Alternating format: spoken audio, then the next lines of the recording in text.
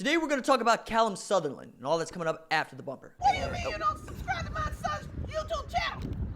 Mama, no! Just snap the damn ball, RJ. What's up, kinfolk? It's RJ Young. I am not on a step mill. Consider hitting the like and subscribe button because I upload a video every single day. It's always OU related, college football related, sports related. We have a good time. And today we got to talk about Calum Sutherland, who is being investigated for a Title IX investigation involving an OU student that is his girlfriend. He allegedly got into a physical altercation with his girlfriend outside of some apartments at Oklahoma. This is all from the Oklahoman who first reported this news, and also draws some more information into Sutherland being suspended for public intoxication earlier this year. He had clearly won the job coming out of camp as the starting place kicker, even though he missed a field goal that Lincoln Riley actually took credit for him missing. Since then, they felt pretty good about him, and then he got into trouble. Now, I feel some kind of way about specialists in general, but Oklahoma is doing what it's supposed to do. It has indefinitely suspended Sutherland, which means that you will not see him kicking against Kansas on Saturday. Now, fun fact about the Kansas game, the last time that Kansas beat Oklahoma, October 4th, 1997. For perspective there, Lincoln Riley was 14 years old the last time that Kansas beat Oklahoma. Les Miles was the offensive coordinator at Oklahoma State the last time Kansas beat Oklahoma. And my favorite, Jalen Hurts wasn't even born. He wouldn't be born until the next year the last time that Kansas beat Oklahoma in a football game. Now, as far as the kicking, I don't really expect it to be a problem against Kansas or at all in the future. Gabe Brkic knows what he's doing. Gabe Brkic was, I thought, going to be the kicker to start this season anyway. Calum Sutherland was kind of, came out of nowhere for me. Walk-on from Keller, Texas. Apparently he had done everything they asked him to do, and that special teams group is really good. Jay Boulware and Shane Beamer do an outstanding job getting special teams ready to go on punt, kickoff, kick return, punt return. When they want to draw up something that's a little tricky, they can do that as well.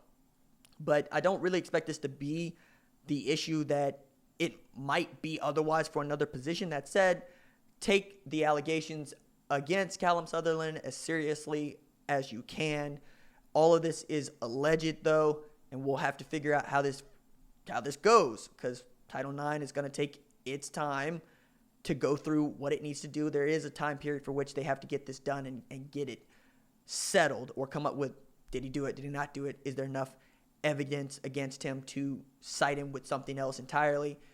It's not a legal matter to our understanding right now. Right now it is very much in-house, as far as you can be in-house at a university at Oklahoma. That's that. I guess the more fascinating part of Oklahoma versus Kansas for me is the defense. I know that the joke is Oklahoma fans go to the bathroom when the offense has the ball because you know what the offense is going to do. You come back to see what the defense is going to do. And if you're looking at this from a national college football perspective, what you want to see from Oklahoma is outstanding defense. You know what you're going to get offensively. You know that Jalen Hurts can help you move the ball. You know that Jalen Hurts is a front runner for the Heisman Trophy. And you know that he's everybody's new favorite college football player for the way that he handled himself at Alabama to the way he is handling business at Oklahoma. But the thing to remember here, Puka Williams Jr. rushed for 252 yards and 15 carries against this Oklahoma defense last year. Much of the same personnel has returned. Now there's a new defensive coordinator, there's a new scheme, there's a new look. And you would love to see Oklahoma's defense shut down Puka Williams Jr. That said, if you drop 60 on Kansas, nobody's going to care. If you get 3 touchdowns from the defense, people are absolutely going to care. Because the thing that would keep Oklahoma out of a college football playoff from a biased perspective is they ain't got no defense. That has been the story for Oklahoma the last couple of years. They've been put into the college football playoff only to get blown out or to blow a lead if you're looking at Georgia. With Oklahoma, you want to see what you've seen. Great third down defense, outstanding defense in the secondary, and you want to see them continue to do that throughout the Big 12 regular season play. Now, that said, again, anything you do against Kansas is going to be taken with a grain of salt because Kansas ain't very good. As a matter of fact, Kansas is probably god-awful. But you're not going to get any points for that, even if it's a win on the road. It's just going to go into the book as one that Lincoln Riley and Oklahoma should win. It's really a no-win situation for Oklahoma except on the scoreboard, because then you get to 5-0 and you continue pace. But right now, there are several teams with a better argument to get into the college football playoff. But fortunately for all of us, the season doesn't end after 6 weeks. You play 12 games, you play 13, 14 weeks of college football, and then hopefully you let the teams settle this on the field.